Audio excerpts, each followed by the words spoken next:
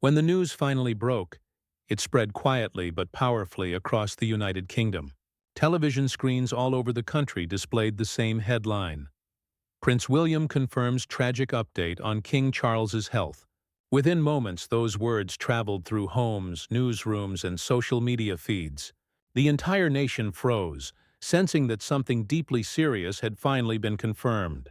For months, there had been rumors about King Charles's health, his treatments, his absence from certain events, his visibly weaker appearances. But now, the truth came directly from his son, the future king, who spoke with a tone heavy with sorrow. It wasn't just another official royal statement, it was a son speaking from his heart. Outside Buckingham Palace, the atmosphere was unlike anything seen since Queen Elizabeth II passed away. People gathered silently at the gates, holding flowers, candles, and their phones, unsure whether to hope or to prepare for the worst. Reporters lined the streets near the palace, waiting for any sign or update. The windows remained closed, and no sound came from within. Across the world, William's short but emotional statement was replayed over and over. "My father's condition is stable, but his illness is incurable. We are cherishing the time we have together." Those two words, incurable and cherishing, hit everyone like a wave. It made clear that King Charles's battle was nearing its most difficult stage. The king's health had been the subject of speculation since early 2024, when it was announced that he had been diagnosed with cancer. The palace tried to remain optimistic, releasing brief updates that spoke of rest, recovery, and resilience. But behind the polished royal statements, insiders whispered that the treatments were taking a heavier toll than anyone expected. The king continued to fulfill his duties, meeting ambassadors, signing documents, and attending events. But his energy was visibly fading. Every appearance seemed to cost him more. Even in photographs, he looked thinner, his smile softer, as if each moment in public required enormous effort. To understand how this moment arrived, one has to look back at the younger Charles. In his youth, he was strong, athletic, and deeply connected to nature. He loved polo, hiking, and gardening. He would rise early to ride horses through the Scottish Highlands, ignoring rain, mud, and even injuries. Those close to him described him as determined, sometimes to the point of stubbornness. He hated to show weakness. But over time, small health troubles began to appear. In 1998, he had surgery on his knee, and a few years later, he had a hernia operation. Both times he returned to public duties almost immediately, smiling for the cameras, joking with the hospital staff, pretending it was nothing. Yet privately he began to reflect on his body and the limits of endurance. There were more minor scares over the years: a growth removed from his nose, a few hard falls during polo matches that left him bruised or concussed. Once, after being thrown from a horse, doctors worried about a possible head injury, but Charles insisted on finishing the game. It became part of his character: duty before pain, tradition before comfort. That mindset defined him for decades and, in many ways, became his greatest strength and greatest burden. Then came the pandemic in 2020. When it was revealed that Charles had tested positive for COVID-19, the country collectively held its breath. He was 71, considered high risk, but he recovered quickly and continued to work remotely from Scotland. His recovery was celebrated as a sign of strength. Yet, close observers began noticing subtle changes afterward: fatigue, shorter public events, and a quiet dependence on his aides. It wasn't alarming then, but it marked the beginning of a gradual decline. In early 2024, the palace made an unusually open announcement that the king would undergo treatment for an enlarged prostate. The honesty was praised as refreshing.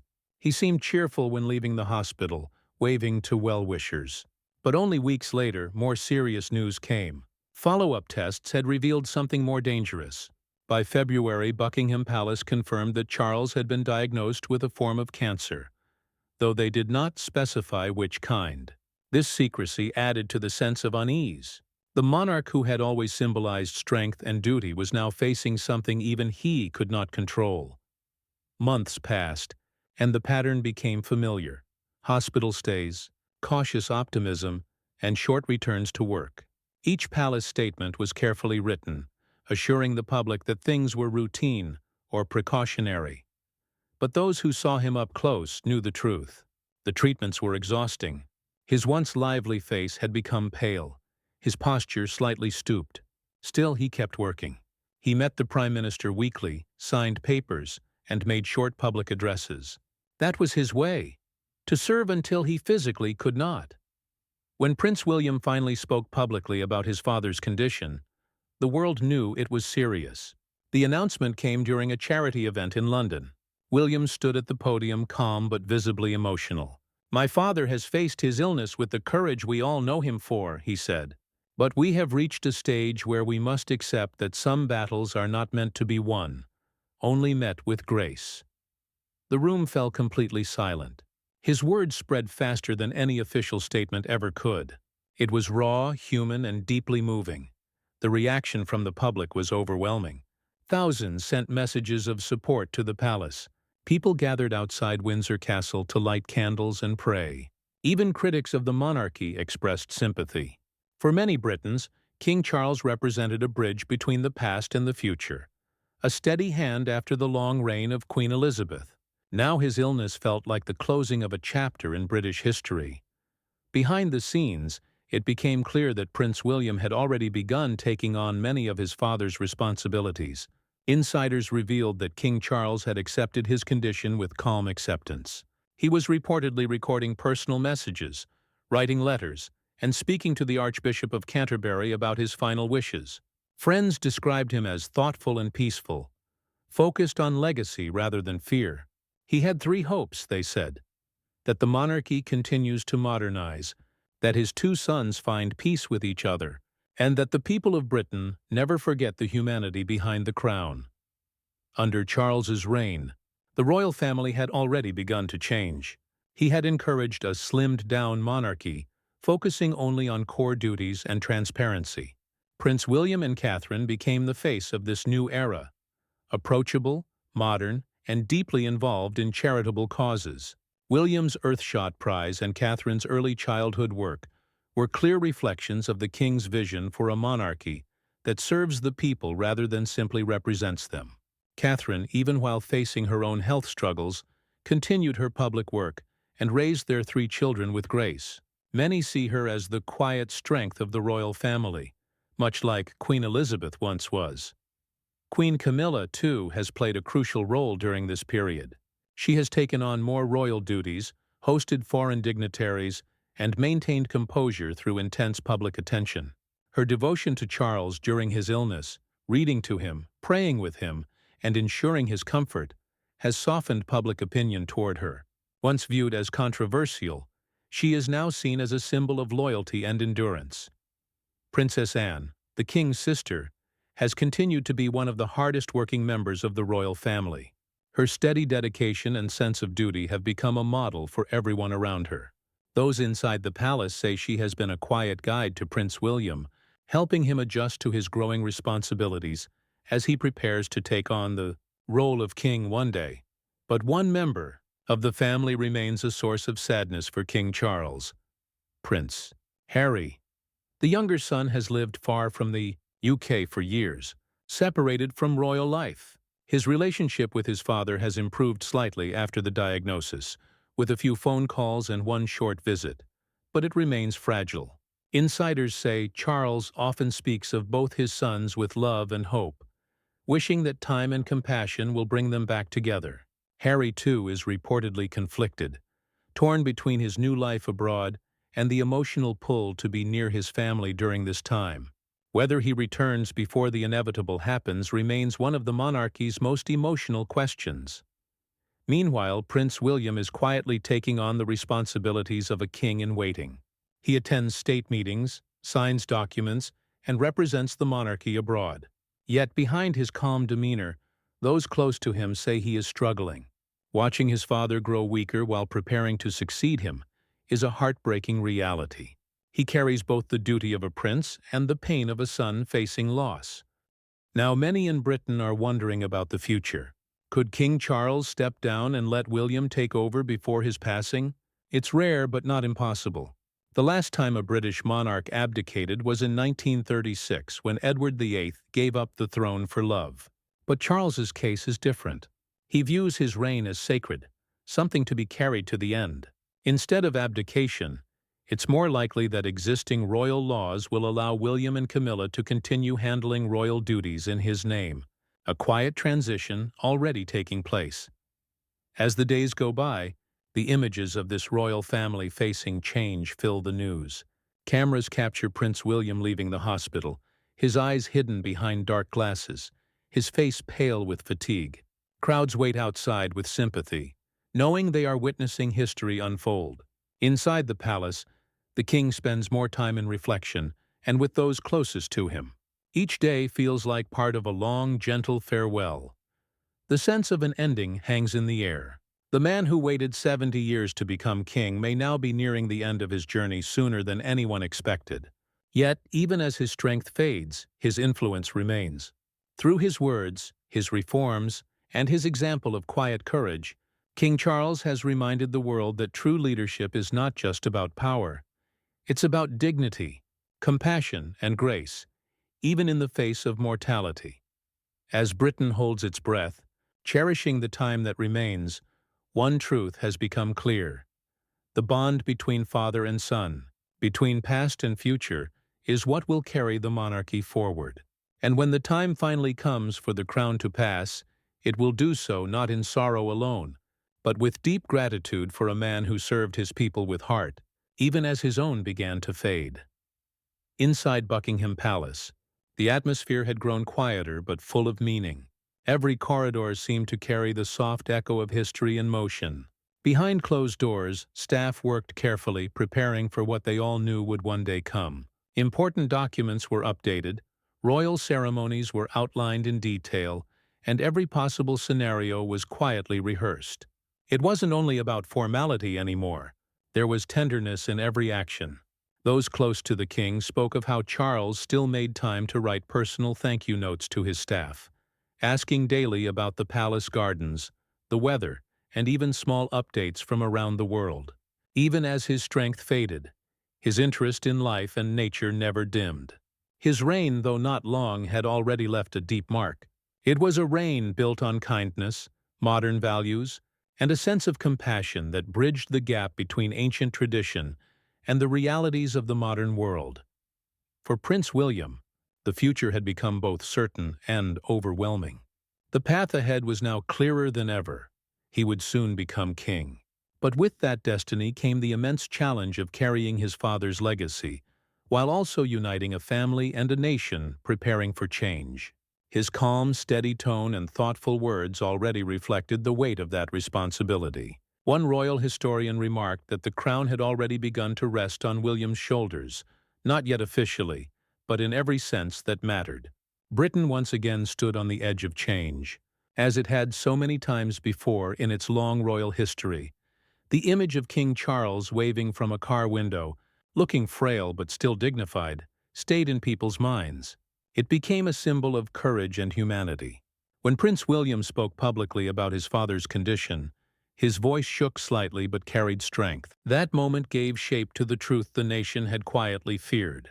The monarchy, just like the man who led it, was mortal. Yet in that mortality, the royal family found its greatest human strength: endurance, grace, and love. Whether King Charles's reign would last a few more months or several years, his legacy was already secure. It was written in the way he served his people, the way he led his family, and the grace with which he faced the end. In the days that followed, the entire United Kingdom seemed to move in slow motion. Life continued, but there was an unspoken heaviness in the air. It was as if the country was holding its breath. Around Buckingham Palace, crowds formed in silence. Some people brought flowers, others brought candles, and many just stood quietly, watching the palace windows as though they might see a shadow move behind the curtains. Across Britain, people gathered outside other royal residences, Sandringham, Windsor, and Balmoral, places tied to memories of the king's life. Outside Clarence House, the sidewalk became a sea of bouquets and handwritten notes. Many messages were simple but deeply moving. "Thank you for your grace," one card read. Another said, "For king and country, always." The palace guards remained at their posts as usual, motionless and proud beneath a sky that seemed heavy with emotion. That same week, the Prime Minister paid a private visit to the king. It was described as a short meeting, but those close to both said it had been deeply meaningful. No official details were shared, but it became clear that the conversation had not been about policy or politics. Instead, it had been about legacy, about how the nation would carry forward when the time came. Those who heard about it said that Charles had spoken softly but with certainty. "The crown endures," he said. "It always has, and it always will." His faith in the continuity of the monarchy never wavered. Inside his private quarters, King Charles spent his days surrounded by things he loved most: books, letters, and music. His beloved dogs often lay by the window, and Queen Camilla would sit nearby reading to him, sometimes from poetry, sometimes from scripture. Visitors said that there was a sense of calm around him, not born from denial, but from acceptance. He seemed at peace with his place in time, knowing that life, history, and duty would all move forward as they always had. "He has made his peace with time," one aide quietly said. "He knows the world will carry on. He just hopes it carries on kindly." When summer arrived in 2025, the royal family gathered at Balmoral. Prince William, Catherine, and their 3 children, George, Charlotte, and Louis, traveled there for what aides described as a private family visit. The children played on the green lawns, laughing and running under the same trees where their grandfather had once played as a boy. They were too young to understand the weight that hung over the adults. For William, that visit was bittersweet. He knew this might be one of the last times his children would see their grandfather as they remembered him. Gentle, humorous, full of curiosity about every flower and bird. Charles had asked them to visit, saying he wanted to show them the gardens one last time. That evening, father and son shared a private conversation that lasted nearly 2 hours. There were no cameras, no advisors, no staff, just the two of them sitting together as the Scottish dusk settled over the hills. Later, those close to the family said William came out of the room with tears in his eyes but calm in his expression. He said his father was proud of him, a confidant recalled. He said everything that needed to be said. Meanwhile, rumors swirled about Prince Harry's possible return. The press waited at Heathrow Airport, scanning each flight for a glimpse of him. Days passed with no sign.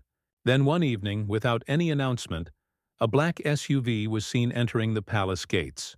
The next morning, the palace confirmed that Harry had privately visited his father. The meeting lasted less than an hour, but it was said to be deeply emotional. Whatever was spoken between them remained private, but those close to both brothers said it was the first step toward healing a long and painful divide. As the news spread, the tone in the press shifted. Instead of speculation about succession or health, the focus turned to reflection.